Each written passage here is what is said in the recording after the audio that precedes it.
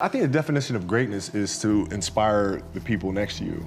I think that's what greatness is or should be. It's not something that lives and dies with one person. It's how can you inspire a person to then in turn inspire another person that then inspires another person. And that's how you create something that I think lasts forever. And I think that's our challenge as people, is to figure out how our story can impact others and motivate them in a way to create their own greatness. There's a quote from one of my English teachers at Lower Merion named Mr. Fisk. He had a great quote that said, "Rest at the end, not in the middle." And that's something I always live by. You know, I'm not gonna rest, I'm gonna keep on pushing now. There are a lot of answers that I don't have, even questions that I don't have, but I'm just gonna keep going. I'm just gonna keep going, and I'll figure these things out as we go, right? And you just continue to build that way. So I try to live by that all the time. And what brings you the most joy right now? Being with my family. Really? That is, man, that is the most fun. It's just, you know, it's hanging out with them all summer, being able to like do things that I ordinarily couldn't do. Yeah. Because of training, because of season and stuff like that. So being around them and watching Bianca grow up, because there are a lot of things that I miss with Natalia and Gianna because I was playing. So being there every day with them is so much fun, man. So it brings me the most joy. What does love feel like?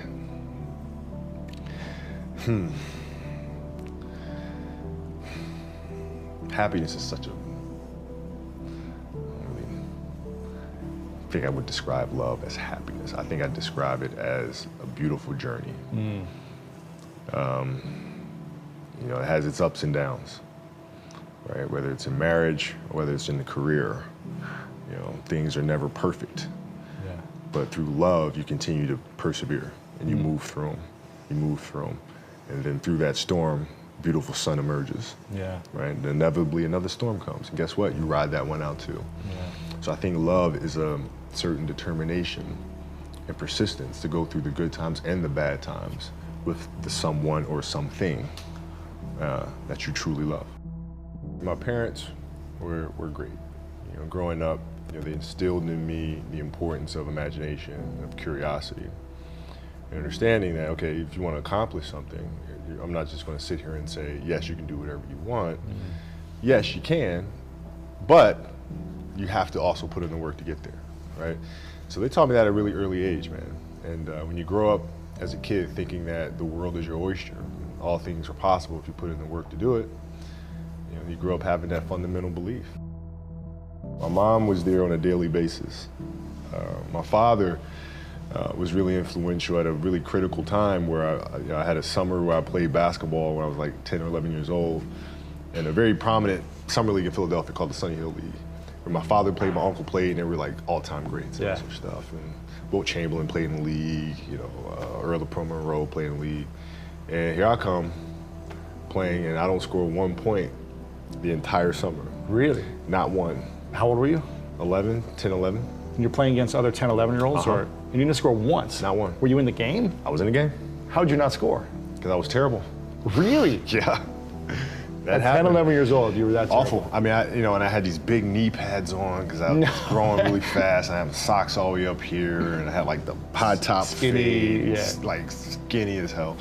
And I scored not a free throw, nothing, not a lucky shot, not a breakaway layup, 0 points. And I remember crying about it and being upset about it. And my father just gave me a hug and said, listen, whether you score 0 or score 60, I'm gonna love you no matter what. Wow. Now that is the most important thing that you can say to a child. Because from there, I was like, okay, that gives me all the confidence in the world to fail. I have the security there. But to hell with that, I'm scoring 60. Let's go. Right. And from there, I just went to work. And I stayed with it, and I kept practicing.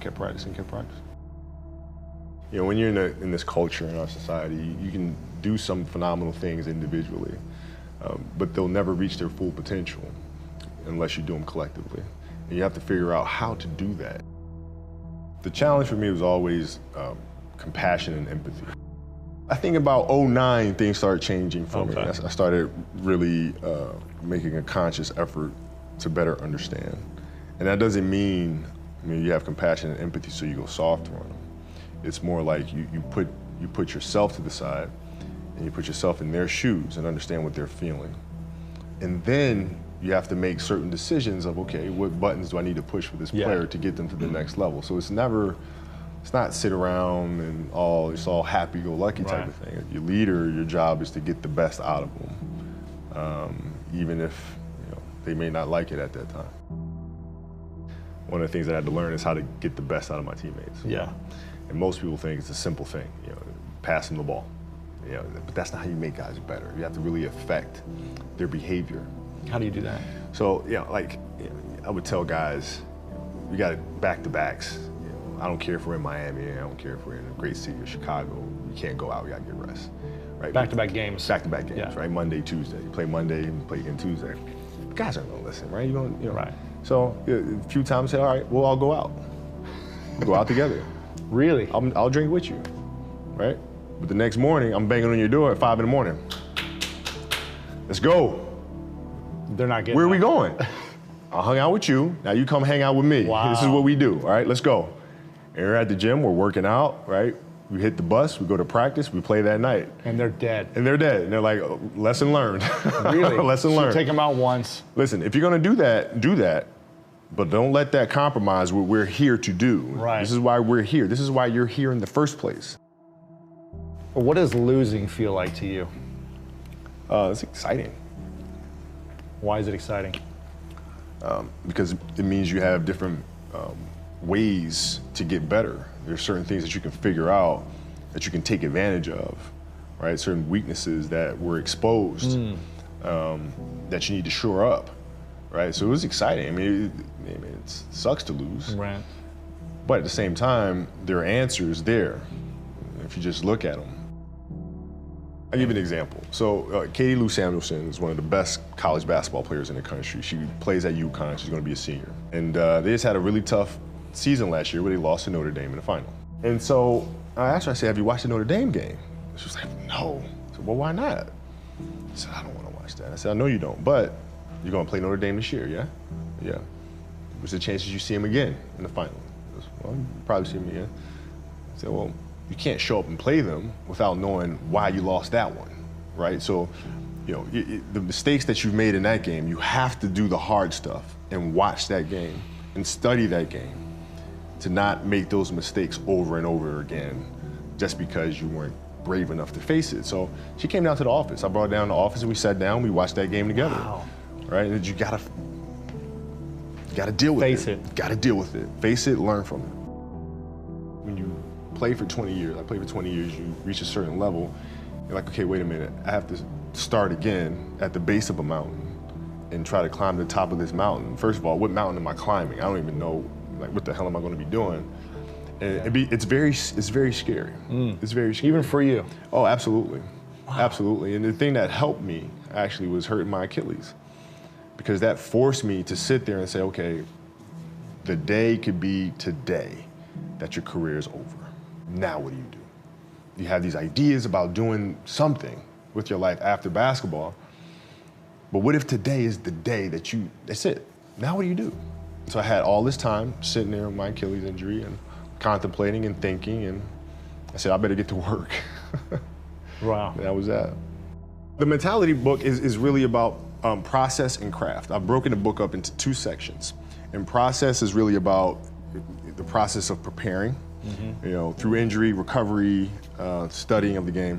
And then the craft is the actual performance and the tactics. And so a lot of things that I learned through the game were through photos. You can look at a photo and see like a player making a move, and look at the angle of his feet, look how he's using his hands on defense, and I can really break down things to the smallest detail through that. And that's what you'll see in this book. I mean, it's really a basketball Bible. You'll see how I break things down, like how I'm looking at things to the smallest of detail. Yeah. And that's the best way to understand how to have that kind of mentality, is to ask questions, and then find answers. And then that lead to more questions, and you find more answers, and that's what the book is. So how can we teach our children what it means to work hard? Well, you do it through training, right? So when I get up in the morning, my daughter goes with me.